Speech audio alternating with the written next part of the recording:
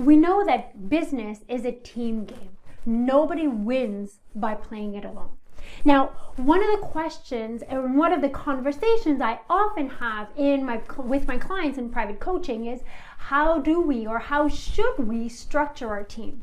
So this week I figured that I'd share with you the conversation and the tools that I use with my clients in coaching to help them structure the best and the most optimal team for them and their business. My name is Sara Gilbert, business strategist and mindset coach, and I help service-based entrepreneurs build and grow their business. So if you're ready to bring your business to a whole new level of success, make sure you subscribe to the channel and click on the bell to be notified each time we release a new episode, which is every Tuesday, by the way. We all went in business for a different reason, for a different way. We had an expertise, we had experience, we had a passion, we had a dream that we wanted to make a difference in the world. And we had tools to help make that difference in our way. Now, when we start in business, we actually wear every single hat. And I'm pretty sure you can relate to this one. We are the one giving the service. We also are the marketing department, the sales department, the administrative department, the operations, and sometimes even the accounting department. We wear all these hats. But there comes a time where we need to integrate other people in our adventure, in our business, to help make it happen, because we won't succeed by doing everything all at once. That is for sure. Now, when I have this conversation with clients in private coaching, is to help them understand, how do we want to structure our team? So I'll use the board today because when in private coaching, I always draw, because the mind works in images. So actually making a picture really helps everyone understand. So when you first start in business, most likely, definitely, you had a vision. As business owners, as entrepreneurs, we had a vision. So we are really visionary people. We have ideas of how we want to make how we want to make a difference in the world. So we have all that dream, that ambition that we want to make it forth. Now, again, like I said, at one point, we have to bring in some people in our adventure if we want to achieve our goals. Now, the first person we want to bring into our business is what it's called an integrator. An integrator is somebody that actually is going to take your idea into completion. Because you see, and I'm sure you can relate to this, as visionaries, we have gazillion ideas. That is not the problem. The problem is we have sometimes too many ideas, and we tend to not bring them to completion. We do a part of the way, but then a new idea comes up, and then we start on a new way.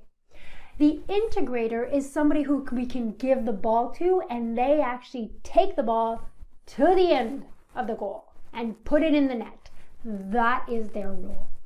They're not there necessarily to help us filter, is the idea good? Is the way that we're doing it the best way? Is that what's going to be the biggest needle mover in our business? That's why we still want to have a coach. Hey, I always have a coach to help me filter all these ideas that I have.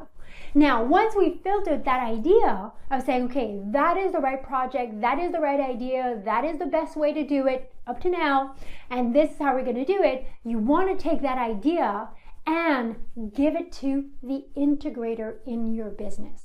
This is the person that's going to bring it from ideas to execution. Because we have many ideas as entrepreneurs. That is really not the issue.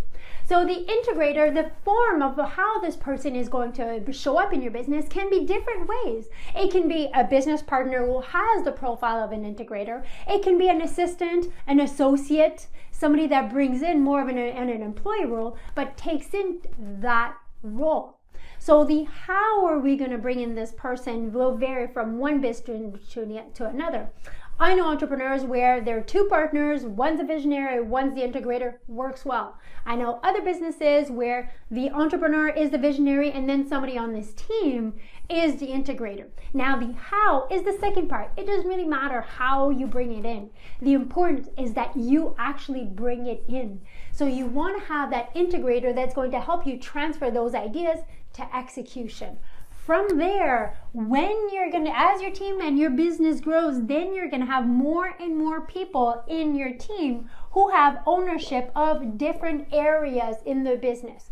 Let it be sales, let it be marketing, operations, administration. So they have different roles in there. But the integrator's role is to take an idea that you have and coordinate it with the rest of the team to make sure it happens and consistently measure progress and results. So we can really focus on what is our area of genius, is being in front of clients, potential clients, center of influence, coming up with ideas. That is where our X factor is. So we want to get in our team people who their X factor, the first one is being an integrator, somebody who turns ideas to execution and is able to lead and coordinate the rest of our growing team with time. So there you have it. How do you structure? What is the best structure for your team? You have the clarity. Who do you need as an integrator? You need that person to be able to bring ideas to execution. Now focus on looking at your current team. Who is the integrator? And step into action, because it's all about clarity, focus, action. And that is a structure that you want to have for your team. I hope you liked this episode. If you did, please give it a thumbs up. You know, every single thumbs up, comment helps me spread the message. And this way, we together help more entrepreneurs reach their ambition. So thank you for every like, every comment that you have. Every single one. I appreciate every single one of them. On that note, thank you for being there week after week, and I will see you next Tuesday.